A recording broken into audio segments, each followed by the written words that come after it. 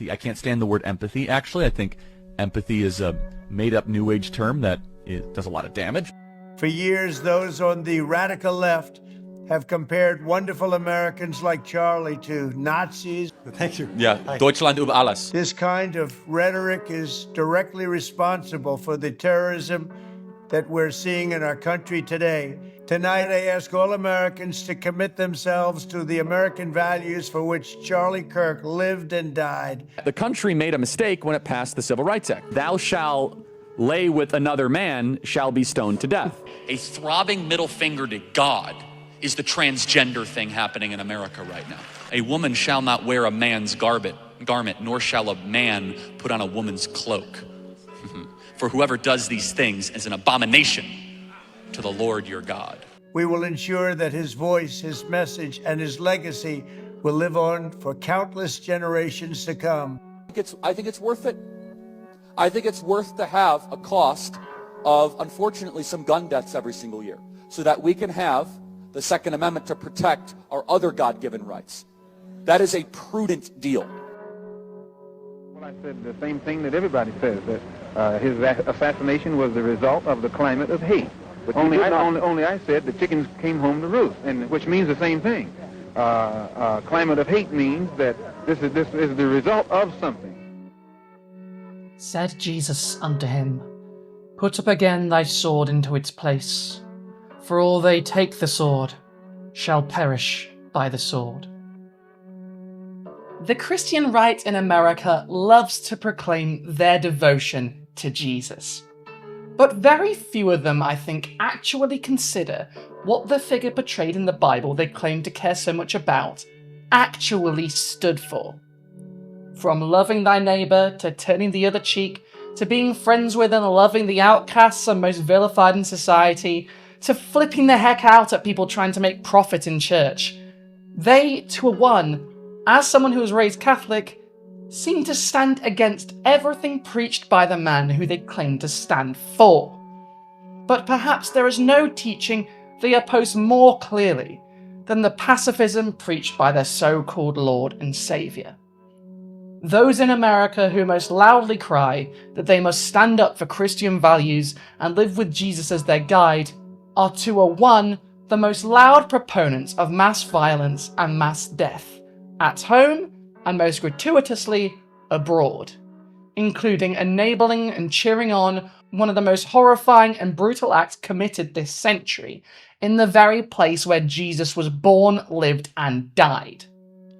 But what's so perplexing, as someone outside of this strange cult where Christ is king, but all of his teachings are woke and gay, is that despite dishing out violence on the daily, sending hundreds of thousands to their deaths abroad, and condoning massive state violence and refusing to clamp down on the mechanisms of death at home, they're horrified, shocked, and bewildered when that violence they so happily serve to others, especially overseas but at home too, comes for one of their own. When it does, their fury is palpable, and they blame their political opponents, especially minorities and the left, despite not knowing who the perpetrator was or why they did it. One injury on their side, and they are ready to go to war. A war they claim has already started. A war being waged on every conservative and the entire American government by the left. They are at war with us. Whether we want to accept it or not, they are at war with us. And what are we going to do about it? How much political violence are we going to tolerate? And that's the question we're just going to have to ask ourselves. Democrats own what happened today. There will be no mercy, no diplomacy, and no surrender. We are under attack and we must defend ourselves. It is time for justice, and war has now been declared. My administration will find each and every one of those who contributed to this atrocity and to other political violence, including the organizations that fund it and support it. I think it's worth it. The shooter they're talking about is currently unknown. We don't know if they were on the left. In fact, the shot they successfully took was such that it probably would have had to come from someone quite experienced with firearms. And despite what some would like to think, people like that don't tend to be on the political left as often as they are on the right. But that doesn't matter to them. They've already decided who is at fault for this event. The event, obviously, being the death of Trump admin propagandist and outreach man, debater of teenagers, and co-founder of Turning Point USA, and therefore the harbinger of fascism on American soil, Charlie Kirk. Political violence has absolutely no place in our nation. All Americans should pray for Charlie Kirk's recovery and hold the entire UVU community in our hearts as they endure the trauma of this gun violence. It is the 10th of September, 2025. Charlie Kirk has everything that he's ever wanted. He's run a huge media outreach and get out the vote campaign to bring about American fascism under a second Trump term.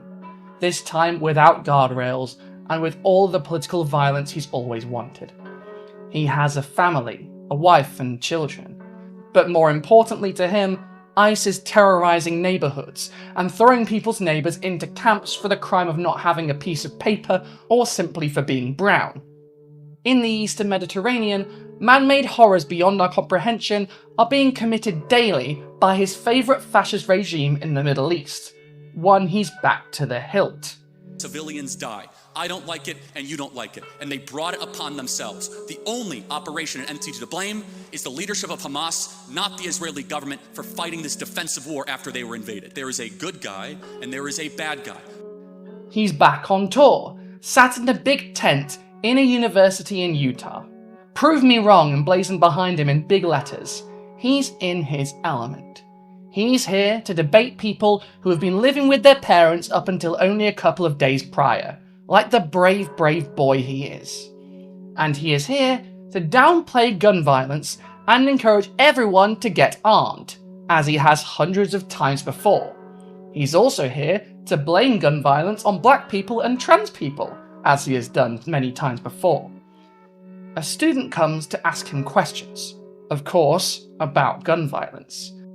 First, he throws out some bizarre transphobia implying a massive percentage of shooters is trans, which is categorically false. By the numbers alone, if you were going to pick out a group, cis men would be the problem here. They are overrepresented in the data. But Charlie certainly isn't going to call for all cis men to be disarmed or to be thrown in camps. Both things the Trump administration has proposed for trans people. The Trump administration being one which Charlie, a personal friend of the president, J.D. Vance and many within the administration, is a member of in all but name. As mainstream news outlets will happily say about him later on in moving tributes to an imaginary family man who loved talking and abhorred violence. In reality, the mass violence of Trump's America is at least in part the brainchild of far-right conservatives like Kirk. Like most conservative bigwigs, however, Kirk is happy to spread the violence and the hate, because while it ravages communities across the country, he stays safe in the knowledge that he is too high up. He is too important, that nothing bad can ever happen to him. He may sow all his life, but he will never have to reap. Ready to defend this violence as always, Charlie Kirk is asked, "Do you know how many mass shooters there have been in America the last 10 years? Charlie responds, "Counting or not counting gang violence?" One last racist remark. Before he can get an answer, he goes limp. A hole through his neck. According to ABC News, though Kirk was not a White House staffer, he was a constant and visible presence at the White House. Kirk, who is known as the Trump Whisperer, was deeply involved in vetting top positions for the administration since the election and was in constant communication with top advisors and the president himself. Trump had attended many events hosted by Kirk's conservative advocacy group, Turning Point USA, which helped to promote the president, especially with high school and college-age voters. Earlier, during the 2016 Republican National Convention, Kirk spoke to an enthusiastic crowd as one of the event's youngest speakers. During the campaign, he worked with Donald Trump Jr., Eric Trump, and Lara Trump on the trail, and assisted them with their social media outreach. Some considered Kirk to be an extended member of the Trump family. all the violence we are seeing around the United States and all the violence abroad is partly thanks to the work of Charlie Kirk. He supported it, he argued for it, he promoted it. He is a member of the family. The news, when a famous white person dies, always tends to portray them in the most positive light possible. And as such, the coverage I saw upon Kirk's death has been sickening.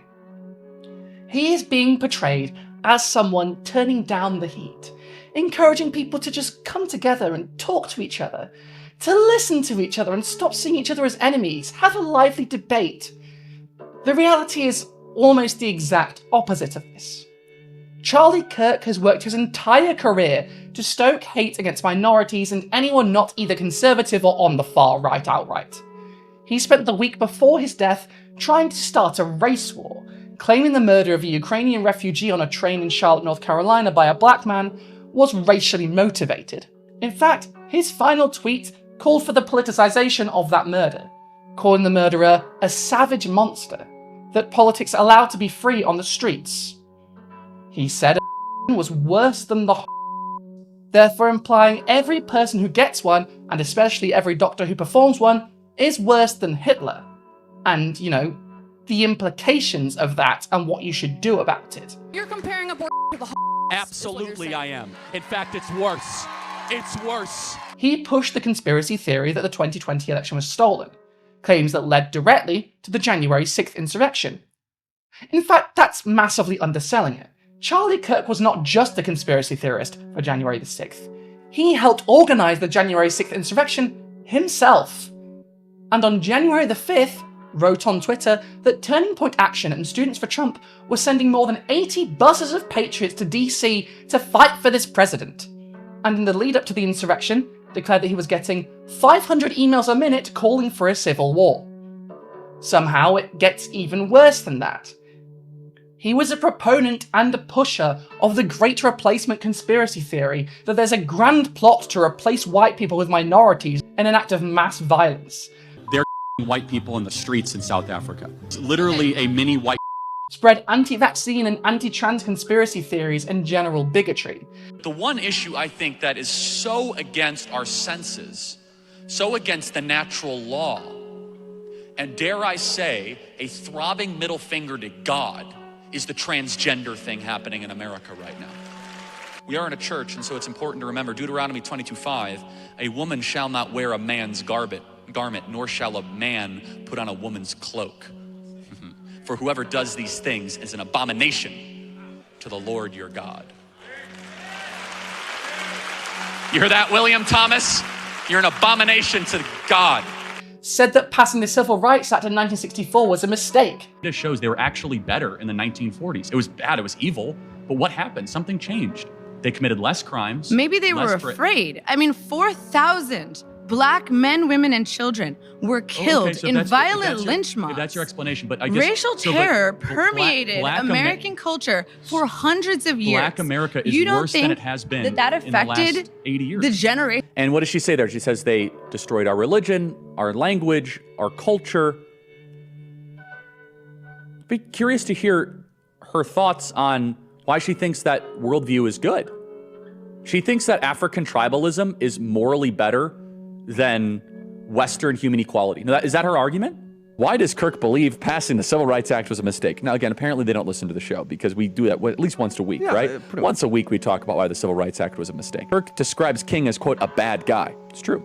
He said Jewish money was to blame for ruining American culture. And Jewish donors, they have a lot of explaining to do, a lot of decoupling to do, because Jewish donors have been the #1 funding mechanism of radical, open border, neoliberal, quasi-Marxist policies, cultural institutions, and nonprofits. This is a beast created by secular Jews. And now it's coming for Jews, and they're like, what on earth happened? And it's not just the colleges. It's the nonprofits, it's the movies, it's Hollywood, it's all of it. He said gay people were a disease. He said, to win a debate, that if his 10-year-old daughter was he would make her carry and deliver the baby. So if you had a daughter and she was 10 and she got raped, and she was gonna give birth and she would, no wait, oh, and she was gonna give birth and she was gonna live, Would you want her to go through that and carry her baby? That's awfully graphic. But it's a real life scenario that happens to many people. The answer is yes, the baby would be delivered. He's pro the Palestinians, a people he believed don't exist. I don't think the place exists. What? Because it doesn't. It's called Judea and Samaria. It's not called Palestine. You don't believe that Palestine have the right to exist? No, everyone has a right to exist. Show me where it is. It's a non-existent place. He said of mass shooting victims that we cannot allow them to emotionally hijack the narrative. He called for full military occupation of American cities. He called trans people a throbbing middle finger to God and abominations. Speaking of trans people, he suggested previously that we are all sick and should be dealt with violently. And these people are sick, and I don't say that lightly. The NCAA is a perverted organization. They platformed a biological male who won a national championship and then was allowed in incredibly disturbing detail to be around you and your fellow competitors. And again, I blame the decline of American men. This never should have been, someone should have just took care of it the way we used to take care of things in the 1950s or 60s. But, as you have testosterone rates go down and men start acting like women and they don't do anything, then, hey, who's to say? You're going to, look, there are a lot of sick people in the world, unfortunately, and without the strength to go against them, the country's going to completely... And he said that gay people should be stoned to death.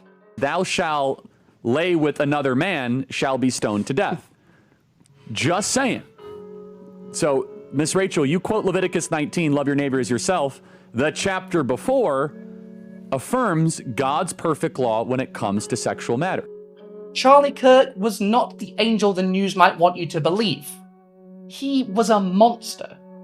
And the way the world is right now, this is partially his fault.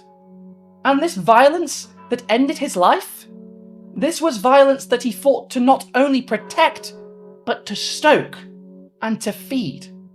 From an ember to an inferno. I think this is a prime example of the devil's chickens coming back home to roost. While colonization, with its techniques and its political and juridical weapons, obviously transported European models to other countries, it also had a considerable boomerang effect on the mechanisms of power in the West, and on the apparatuses, institutions, and techniques of power. A whole series of colonial models was brought back to the West, and the result was that the West could practice something resembling colonization or an internal colonialism on itself. The chickens that he sent out, the violence that he's perpetrated in other countries, here and abroad, be it 4 children in Birmingham or Medgar Evers or Lumumba in Africa, I think this same violence has come back to claim one of their own. Charlie Kirk was a long-time supporter of Israel, a regime that has, just in the past week, assassinated the Prime Minister of Yemen and attempted to assassinate Hamas's peace negotiators on Qatari soil. And that's without even mentioning the Trump administration's assassination of Iranian government officials and all the political violence of the regime that Kirk is all but an official member of.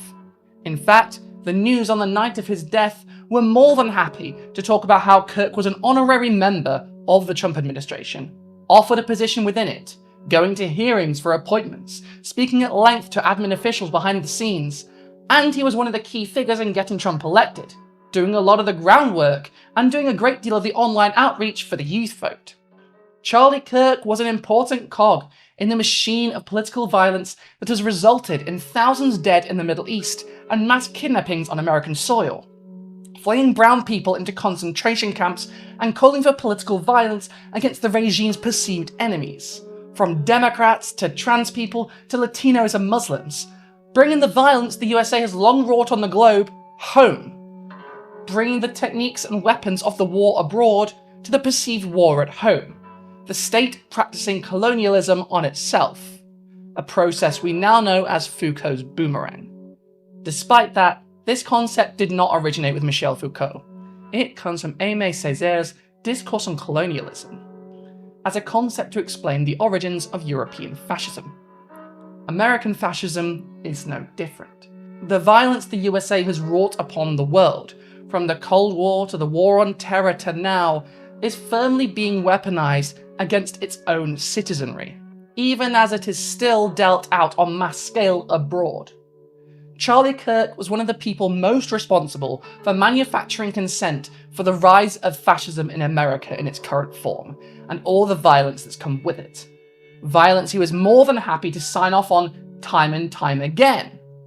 In fact, he was well known for his impassioned defences of gun violence in America.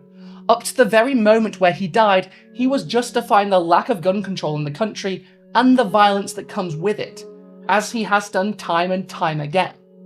This is the world that he wanted. The violence that ended his life was violence he spent his whole adult life pushing and promoting, smearing anyone that tried to fight against it as a monster. Despite what the news is pushing right now, as they try and make him out as a martyr, Charlie Kirk spent his life fighting for a fascist America, where political violence is normalized and us versus them narratives define the national conversation. Charlie Kirk was devoured by the very world he fought to create. He lived by the sword, and he died by the sword. Now we must also be real. We must be honest with the population. Having an armed citizenry comes with a price. And that is part of liberty. Driving comes with a price. 50,000 people die on the road every year. That's a price. You get rid of driving, you'd have 50,000 less auto fatalities. But we have decided that the benefit of driving, speed, accessibility, mobility, having products, services, is worth the cost of 50,000 people dying on the road. Wow. So we need to be very clear that you're not going to get gun deaths to zero. It will not happen. You can significantly reduce them through having more fathers in the home, by having more armed guards in front of schools.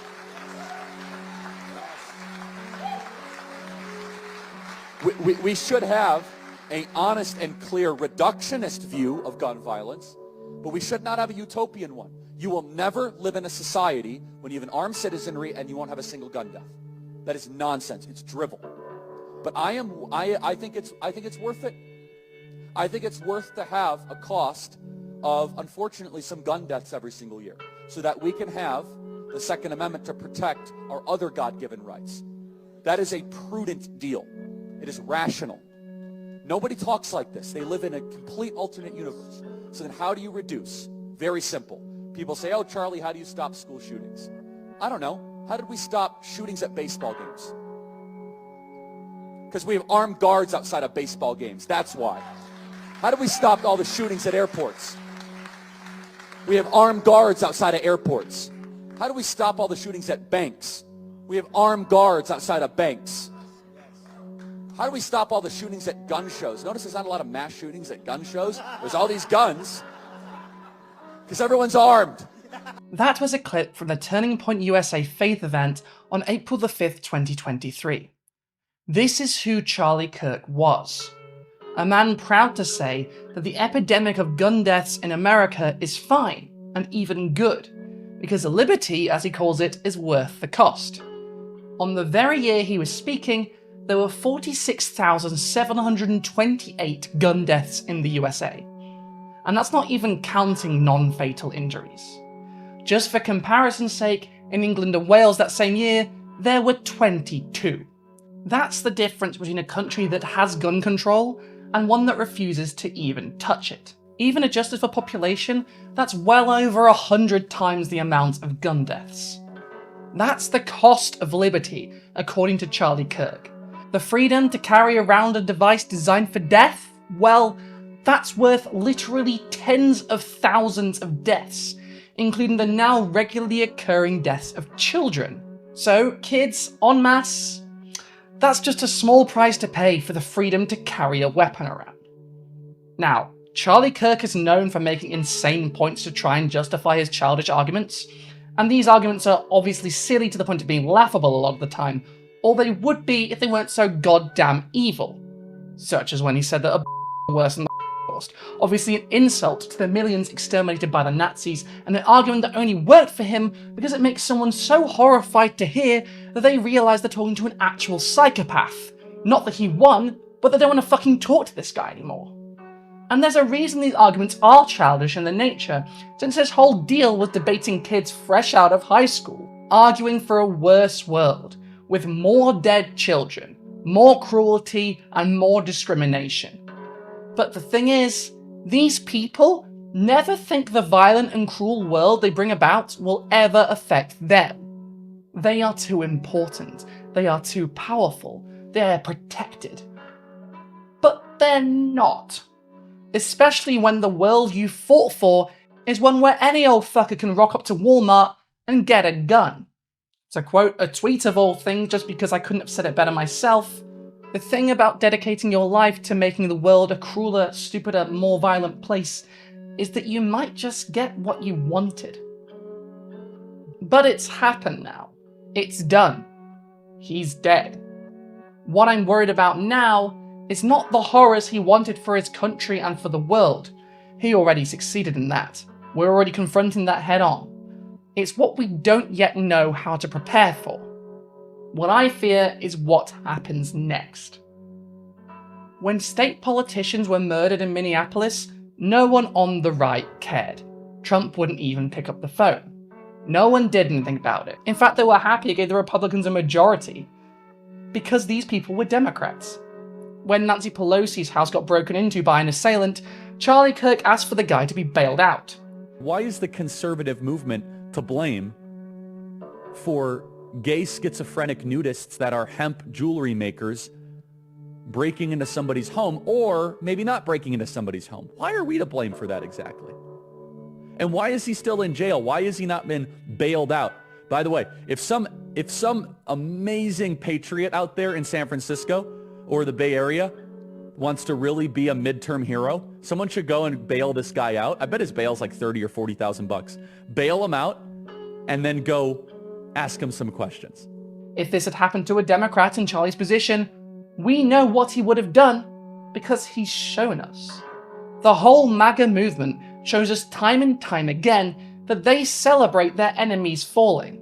And yet, today, they are decrying political violence, claiming this is a phenomenon of a uniquely cruel left, that the left is unnecessarily violent and horrible and hurtful, and that they've never done anything wrong.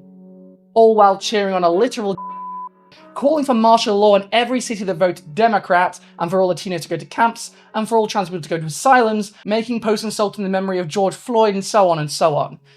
Despite all of this, since Charlie Kirk was taken out, well, now they're calling the left the party of murder, saying they're already in a civil war, calling for the crushing of their political enemies, all before we even know who the perpetrator was.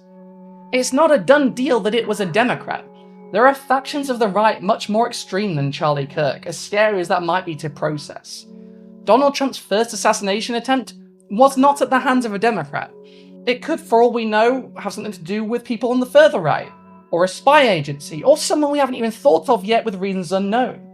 Maybe someone who just wanted to be remembered for something, as shooters often are. But the right have already decided who it was, who the fault lies with. The reality no longer matters. And if it's discovered that it was a right-winger, they will just sweep that aside. Their enemies are at fault. And their enemies must be crushed. Not for the first time during the second Trump administration. This is all feeling a little bit 1930s Germany.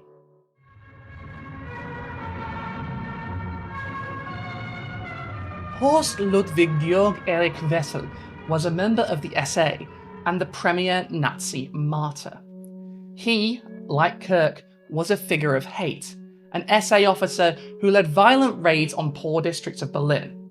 He was also the perfect ammunition in the propaganda war to win the hearts and minds of the white, straight Christian German to the side of the Nazis. As Joseph Goebbels himself said at Wessel's funeral, "A Christian socialist, a man who calls out through his deeds, 'Come to me, I shall redeem you.' A divine element works in him, making him the man he is, and causing him to act in this way, and no other. One man must set an example and offer himself up as a sacrifice. Well then, I am ready."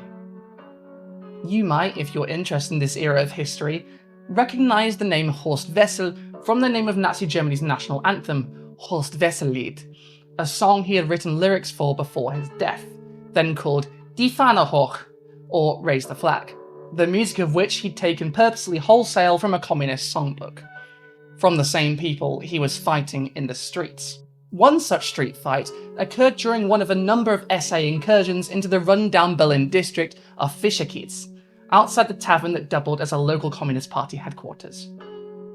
He led these incursions, bringing violence to the streets of Berlin in the name of Hitler and in the name of his beloved hero and the man who gave the orders, Joseph Goebbels. This brawl resulted in 4 seriously injured communists and another less seriously. And when the police arrived, they arrested the injured communists and let the Nazis go. Later, during a complicated series of events involving Wessel moving a sex worker into his flat, possibly for pimping, Wessel threatened the woman he sublet it from, and she called her late husband's friends in the KPD, who, having marked him as an enemy following this brawl, shot him in the doorway. Nazi martyrs were something Joseph Goebbels had been trying to make a thing for a while, and upon Wessel's death, he would spin the character of the man into a dynamic hero who believed in the party until the end, complete with famous last words encouraging the struggle. And Goebbels made sure to paint those who ended his life as such evil that every time the anthem was sung, the Reich would remember to hate, remember why the enemies of the Reich needed to be eliminated. Before Wessel's body was even cold, before he died even, Goebbels was already pumping out propaganda, declaring Wessel's assailants degenerate communist subhumans, ignoring many of the rank and file that had died before Wessel who didn't quite fit the image he wanted of a martyr. Goebbels eulogized Wessel personally and made plans to turn his funeral into a mass demonstration, complete with uniformed SA men marching and speeches that would further the dark cause. He couldn't quite get away with all he wanted because he couldn't get the right permits. This is still Germany after all. Nevertheless, the funeral was still a major propaganda victory for the Nazi party. They filmed the whole affair, and Wessel was made the leading martyr of the Nazi movement. Later, Nazis would claim there were attacks on the funeral. There were not, although there were hecklers. But you can see how the myth-making takes off on its own once it's given enough fuel. Nazi theorist Alfred Rosenberg, for example, wrote that Wessel was not dead, but instead joined a combat group that would struggle alongside them. Later, Nazis would talk about dead soldiers joining Horst Wessel's combat group. Trump is already planning to make a massive deal out of Kirk's death. It's already been announced that posthumously he will get the Presidential Medal of Freedom.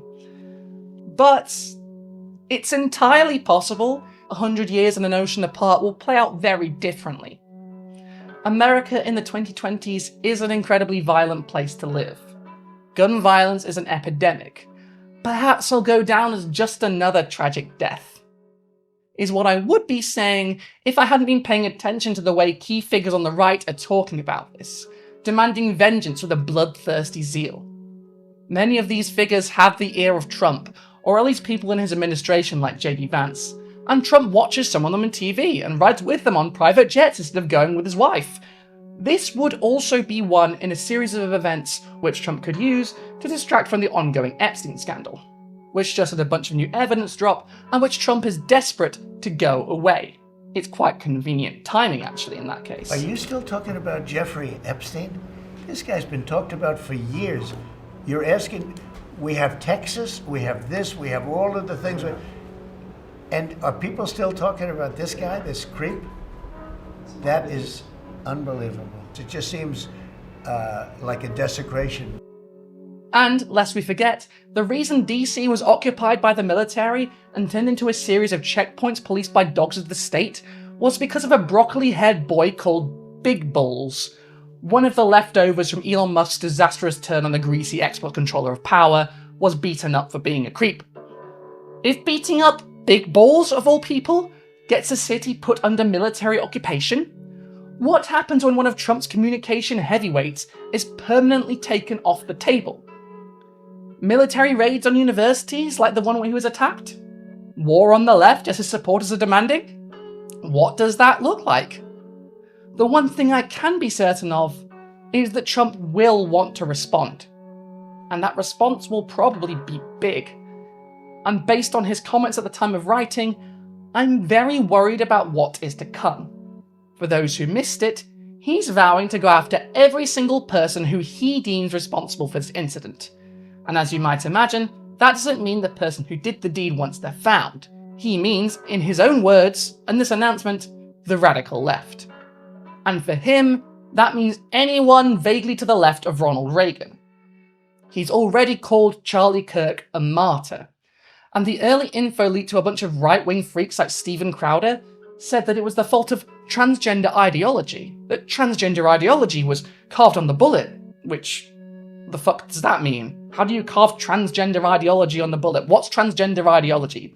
Notices, bulges, capital O-W-O, what's this question mark?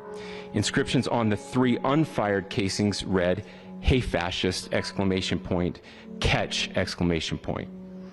Up arrow symbol, right arrow and symbol, and 3 down arrow symbols. A second unfired casing read, "Oh Bella Ciao, Bella Ciao, Bella Ciao, Ciao Ciao," and a third unfired casing read, "If you read this, you are gay, LMAO." So there is a chance he just blames trans people for this, despite my suspicions that this is the fault of Nick Fuentes' lot, who famously hate Charlie Kirk for not being fascist enough. Kirk says, did you see this clip?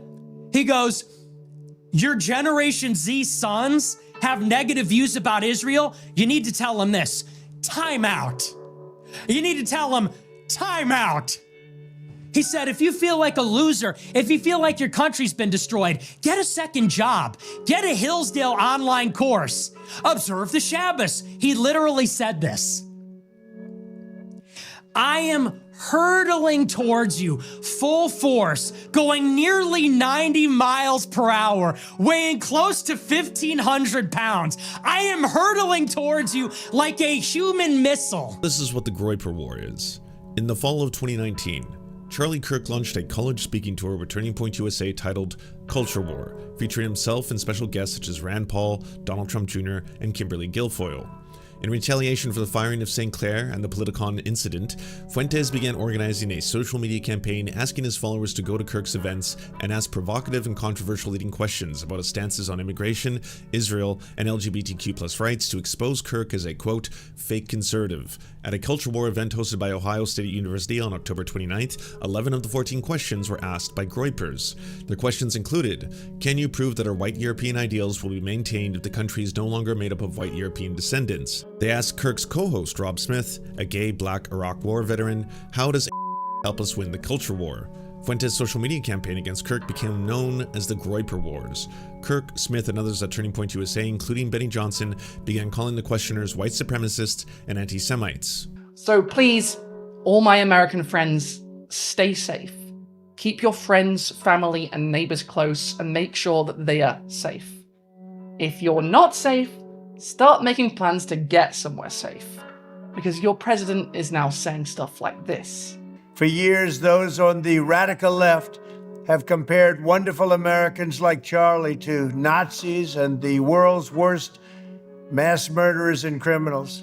This kind of rhetoric is directly responsible for the terrorism that we're seeing in our country today, and it must stop right now.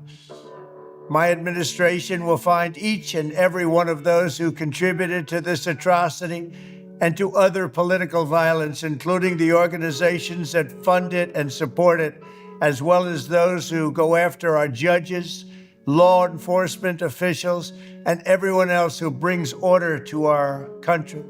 Charlie Kirk's life ultimately ended at the hands of the very world that he spent that life creating. It was his life's work to make the United States hateful and reactionary, a place that cheers on political violence and thinks of politics in terms of fighting and eliminating enemies. He spent the week before his death trying to incite violence against black people, and even in his last few seconds was trying to incite violence towards black and trans people, and defending gun violence. You cannot say this came out of nowhere. In fact, this is the exact type of thing Charlie and people like him were fanning the flames of and actively planning for years. The only difference between what he was planning and what actually happened is that Charlie Kirk was not counting on this violence he was unleashing on the world coming back to him. This is a prime example of the devil's chickens coming back home to roost. His assassination was the result of the climate of hate. The chickens that he sent out, the violence that he's perpetrated in other countries here and abroad, I think this same violence has come back to claim one of their own. Hey, thank you for watching this video all the way to the end. This is probably going to get demonetized, so probably about 5 of you here.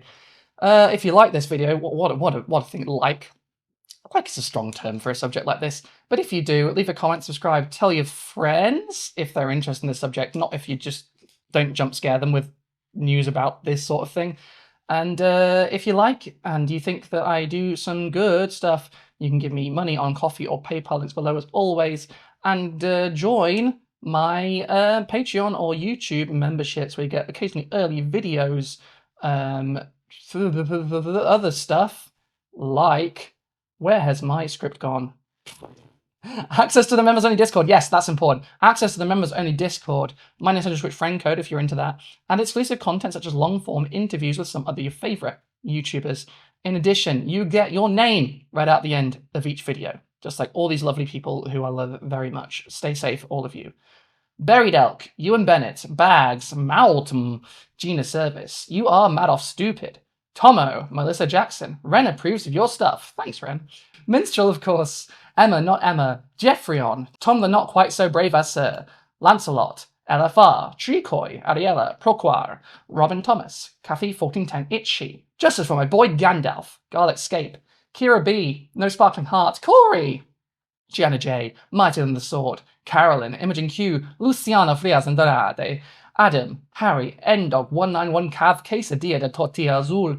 Liron, Adam Lees, Danielle Nevels, no, not that Paul, MB, Wandering Wonder, Lex Phoenix, Enter Cruzitz, Mira D, Jade Senior, Boa Ia, James W, Marva, and or Thorin Gill, Deborah Laboon, Zilla Zathanium, Vince Whitaker, Amelia Lissette, Jason Haig, Frank McManus, Susan Foster, Helena Real, Sierra Whiskey, Ali Catgill, John N, Lloyd Luciente, Jason Cribbett, Shield Daden, Robin Podolsky, Nightlight, Plushy Jesus, Casual Observer, Manta Ray, Courtney Burmack, Sleepy Slug, Philippa Tabrogga, Soma, Piglet, Brain Douche, Artie Wolf, Greg Noble, Deanna McMillan, Caroline Regalado, Alexandra Lilly, PJ Lisbrel, Howard Lott, Neronia, Scarjan, Jane Luciferian, Ataraxis Builds Things, Sarah Francesca Smith. Thank you, take care of yourselves. Hopefully the world's still here when this video comes out.